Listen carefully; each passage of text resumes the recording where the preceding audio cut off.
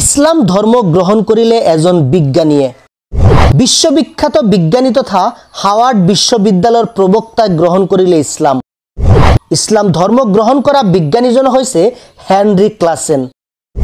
Henry Klaasen কলেমা পড়ি গ্রহণ করিলে ইসলাম ধর্ম।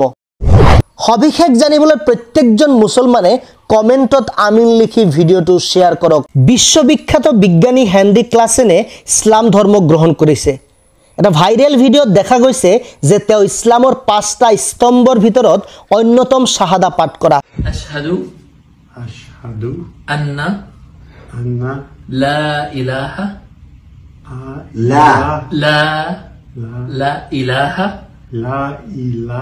ইল্লাল্লাহ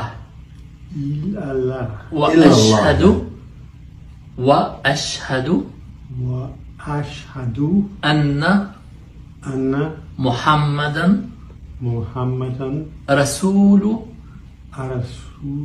আল্লাহ। বহু মুসলমানে সোশিয়াল মিডিয়াত এই খবৰটো উদযাপন কৰি ক্লাসেনৰ এই সিদ্ধান্তক ভাল খবৰ বুলি অভিহিত কৰিছে। অধ্যাপক হেনরি ক্লাসেন ইসলাম ধর্ম গ্রহণ করেছিল আর তেওর বর্তমান নাম আব্দুল হক। এইজন বিজ্ঞানী ইসলামত পৃথিবীর আটাইতকৈ জ্ঞানী ব্যক্তি। এজন মন্তব্যকারীয়ে এক্স বা পূর্ব টুইটারত এনেদরে লিখিছে। ওয়েবসাইট এজন গ্লোবেলৰ মতে শেহতীয়াকৈ আমেৰিকাৰ খাদ্য আৰু ঔষধ প্ৰশাসনে অনুমোদন জনোৱা ষ্টেম সেল ঔষধ উদ্ভাৱনৰ বাবে এই বিজ্ঞানীজন পৰিচিত। বংশগত অন্ধতাৰ চিকিৎসাৰ বাবেও এই কোকটো বিচৰা হয়। ইসলামিক ক্যালেন্ডাৰৰ নৱম মাহ পবিত্ৰ ৰমজান মাহত ইসলাম ধৰ্ম গ্ৰহণ কৰিছিল বিজ্ঞানীগৰাকীয়ে। ইসলামৰ 5টা স্তম্ভৰ ভিতৰত অন্যতম ৰমজান বিশ্বৰ মুছলমানসকলে ভোৰৰ পৰা সূৰ্যাস্তলৈকে 29ৰ পৰা 30 দিনলৈকে ৰোজা কৰে।